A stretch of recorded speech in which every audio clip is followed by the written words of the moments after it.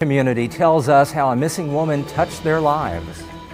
A cold case from 1991 brings new developments. What the former Cole County sheriff who investigated the case nearly 30 years ago has to say.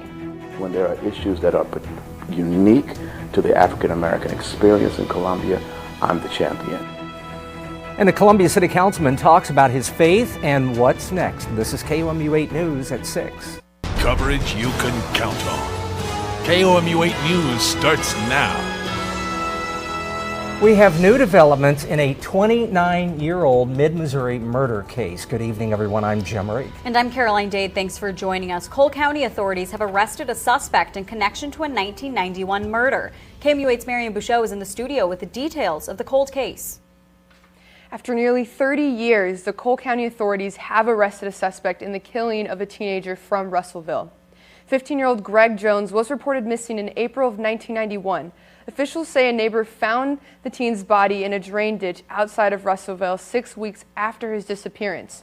The former Cole County sheriff at the time of the murder says this case has haunted him for over 29 years. You know, the percentage of unsolved homicides is greater than most people think. But this is the one thing that's bothered me again since 1991. The sheriff's office has not yet released information about the suspect due to the suspect's age at the time of the murder. In the studio, Marian Bouchot, KOMU 8 News. From one cold case to another, it's been 4 months since Mengqi G went missing. Earlier this week, her husband Joseph Elledge was charged with her murder. But some in the Chinese community and the greater Asian community are holding on to hope. KOMU 8's Bailey Yang spent the day talking to them. She joins us live in Columbia with their reaction. The flyers in my hand is the same as this one that have been up here for 4 months. I talked to some of the local business in the morning, and the spokesperson tell me they're not ready to take the flyer down until they hear good news. 4 months after Mengqi Ji went missing. Yeah, I pray for Mengqi every day when we come into restaurant. Yeah. Yang said she didn't know Mengqi Ji in person, but she receives anonymous calls that buy and deliver food from China Kitchen to Mengqi's parents. Every day have people to prepare some food for the parents and the kids also, sometimes for Anna. And then they don't know how to cook the yummy Chinese food, so they just came in here to order something, prepare for them. Bubble Cup T-Zone had Mengqi's poster for months. It's not depends on what's the race, what's the color. It depends on if the people missing. Of course, we always wanting to help.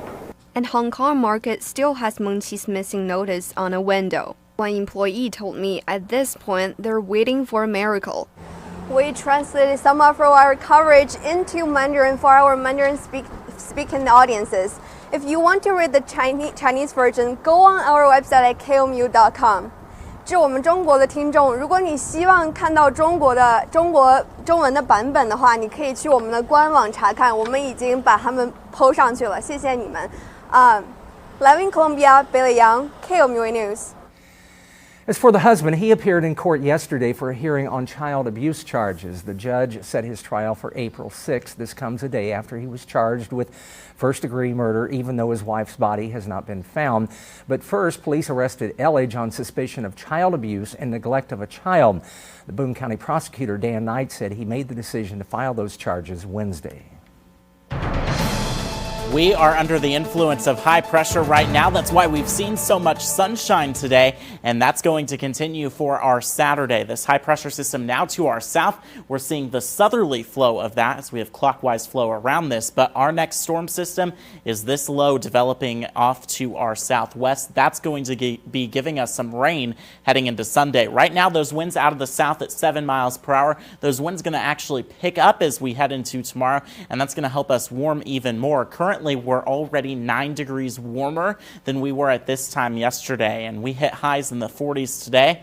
We're looking at 50s tomorrow. But if you're headed out for this evening, temperature is going to be in the middle 30s at 7 o'clock, 31 by 9, falling into the upper 20s at 11 p.m. We'll track that rain chance for our Sunday hour by hour in my first alert forecast in just a few minutes. The City of Columbia and Columbia Regional Airport have been awarded an $800,000 grant. This grant provides a revenue guarantee and marketing support for a proposed stop to Charlotte Douglas International Airport on American Airlines. The grant will be supplemented by about $300,000 worth of community commitments. Right now, Columbia Regional has flights to and from Chicago, Denver, and Dallas. Here's what's happening right now. 2 people have been released from self-monitoring in Kansas City after they showed no signs of the coronavirus. That's according to the Kansas City Health Department. The department is monitoring fewer than 10 people for possible coronavirus, but all of them meet at least one criteria of the virus. As we celebrate Black History Month, as a church pastor, board chair, and a city councilman, Clyde Ruffin is used to juggling his schedule. Now he prepares to put down one of those torches. KOMU8's Destiny Patterson tells us about his legacy and what he plans to do next. All you need is Jesus. Many people know Clyde Ruffin as the senior pastor of Second Baptist Church. And even more people know him as the First Ward City Councilman in Columbia. I twisted his arm a bit, and because he first was going, oh, too busy, you know. I felt good having someone who understood the plight or the issues or concerns that people of color have. When there are issues that are unique to the African American experience in Columbia, I'm the champion. It was important for us to have some representation from the African American community. During his time in City Council, he restored the Blind Boone home in downtown Columbia. Wallpaper is the fact that he was city councilman allowed a lot of those things to fruition. But he says his time in public office is up. And I was hoping that he would run a third time. Sometimes it's difficult to focus on issues of the city that are addressing things such as something such as sidewalks and neighborhood issues and development and things like that when you're dealing with life and death issues on the other side. He's just a handyman. He's a perfectionist, and if he thought that he was not going to be able to give it the time to do it justice, he would not have done it. Shaw says she hopes the next person to take his spot is just as committed to the community. I hope that they continue to,